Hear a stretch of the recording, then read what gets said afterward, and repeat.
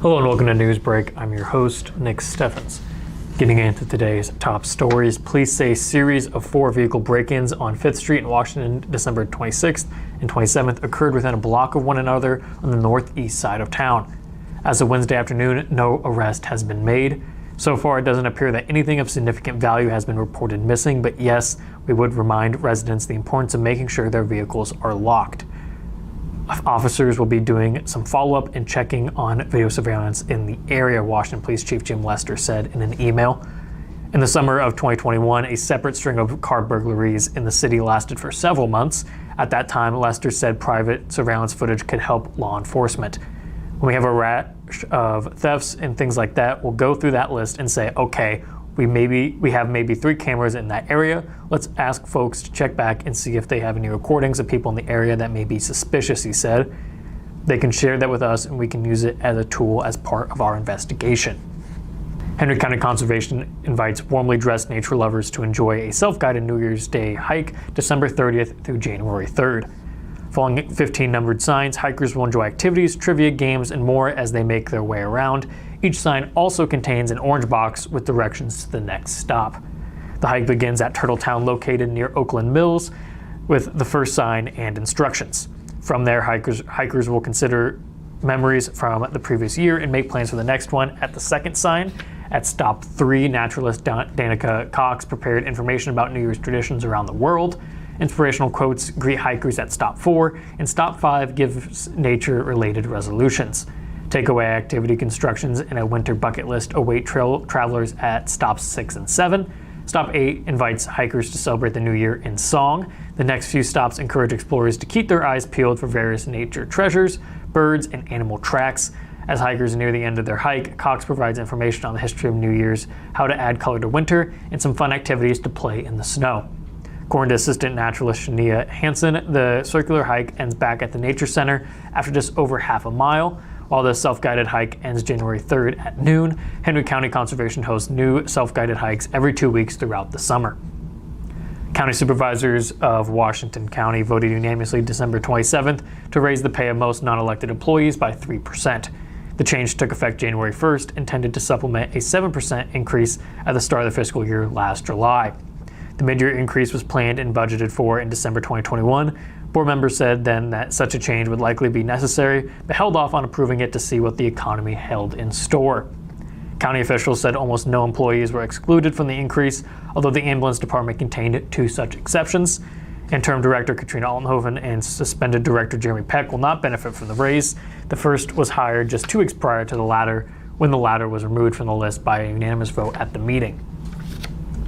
We're going to take a brief break, and when we come back, we'll have the weather and sports. Since 1905, Kelowna Cooperative Technology Company has helped our community stay connected with the latest advancements in clear, dependable telecommunications services. KCTC provides rural Iowans with access to high-speed fiber internet, as well as phone, television, computer repair, and cybersecurity solutions. We're also proud supporters of local organizations and area schools within the community. KCTC, keeping Kelowna connected.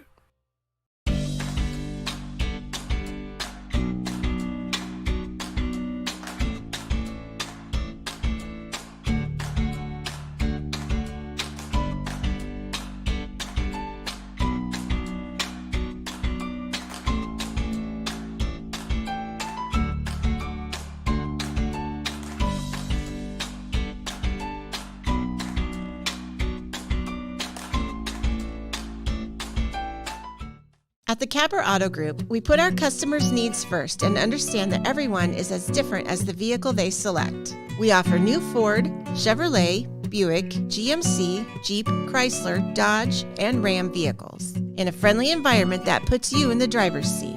When it comes to service, we maintain factory-trained technicians and competitive pricing. The Capper Auto Group still believes that service after the sale provides the best customer experience. Come see the Capper experience for yourself. Hospice isn't a place, it's a type of care that focuses on living. Servicing a 7-county area, the Hospice of Washington County staff of nurses, social work, hospice aides, spiritual and grief support, volunteers, music and massage therapists are able to provide free end-of-life care where the patient lives. We write wills, give consent for organ donation, but rarely is there a plan for what we would want the final phase of our lives. At Hospice of Washington County, we encourage our patients to be in charge of their healthcare decisions while maintaining quality of life. Hello and welcome back to Newsbreak. I'm your host, Nick Steffens. We have the weather and sports coming up, but first obituaries. Colleen June Kirchner of Donaldson passed away on December 28th at the age of 94. Schmidt's Funeral Home is in charge of the arrangements. B.H. Jr. Bugs Davis of Ollie passed away on December 26th at the age of 87. Funeral services will be at 11 a.m. January 2nd at the Prairie View Church in Ollie. The Fremont Funeral Chapel is in charge of the arrangements. Cheryl Sue Pronecki of Washington passed away on December 26th at the age of 66. Celebration of Life will be held at 10:30 a.m. December 30th at the First Assembly of God Church. Jones and Eden Funeral Home is in charge of the arrangements. Luis Cholera Trueblood of Mount Pleasant passed away on December 27th at the age of 104. Memorial services will be held at 10:30 a.m. December 31st at the Revival Sanctuary in Mount Pleasant. The Olson Powell Memorial Chapel is in charge of the arrangements. Those obituaries. It is now time for the weather. The weather is brought to you by Jacqueline Ariola, LLC. Come visit Jackie in her new location downtown. She is ready to serve Washington and the surrounding community. Today it feels more like spring than December. It has been cloudy with a high of 57. Tomorrow temperatures will unfortunately drop back down to 38, but there'll be a bit more sun. Looking at the weekend, on Saturday it'll be 42 and cloudy. On Sunday temperatures will stay in the 40s with a high of 44 and there'll be mostly cloudy skies. There's a 70% chance that we will start our work week with rain and the high will be 50. We're going to take another brief break, and when we come back, we'll have sports. Federation Bank is a locally owned bank providing award-winning customer service. We believe that we are more than just a federation of banks, but a federation of communities, serving Brighton, Richland, Wellman, and Washington, Iowa.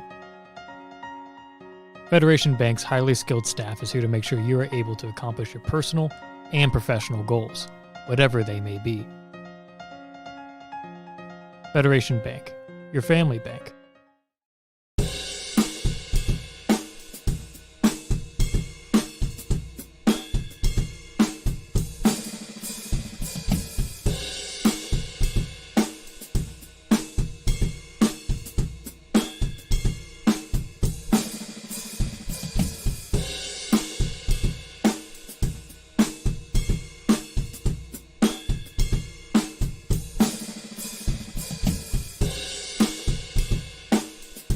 Family owned and operated by Andy and Sarah Ross. Ross Auto has been your vehicle repair and maintenance headquarters since 1935.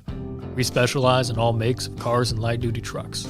With our variety of available services, let us help you keep rolling and your vehicle operating efficiently.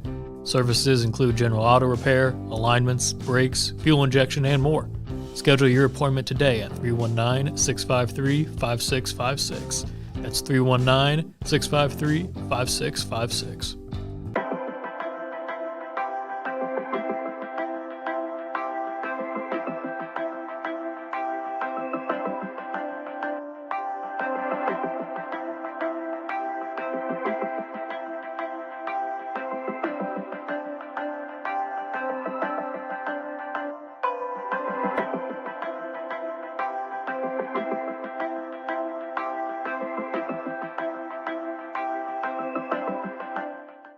Hello and welcome back to Newsbreak. I'm your host, Nick Steffens.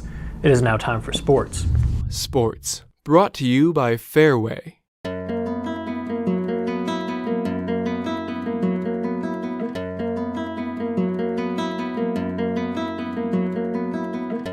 Football classes may see a shakeup. The Iowa High School Athletic Association is getting closer and closer to adding a new criteria to the way it classifies its prep football teams.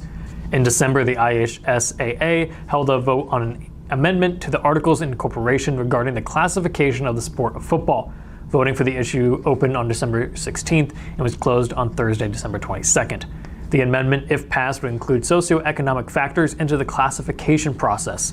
Right now, the IHSAA considers BEDS reports and BEDS reports alone, number of students between 9th and 11th grade, to break up teams into different football classes. If the amendment is passed, a school's district's free and reduced lunch numbers would be part of the new number.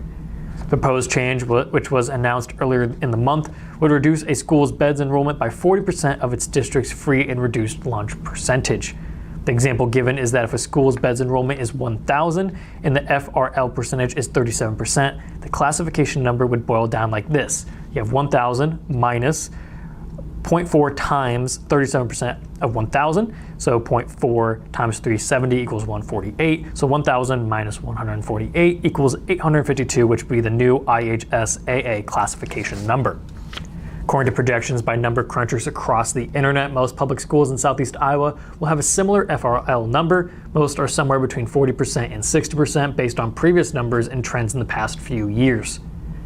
The move may move around some of the private schools, as private school FRL numbers tend to be lower than those of public schools, but there's a lot of speculation and math to do in order to figure out whether the local private schools will see classification changes.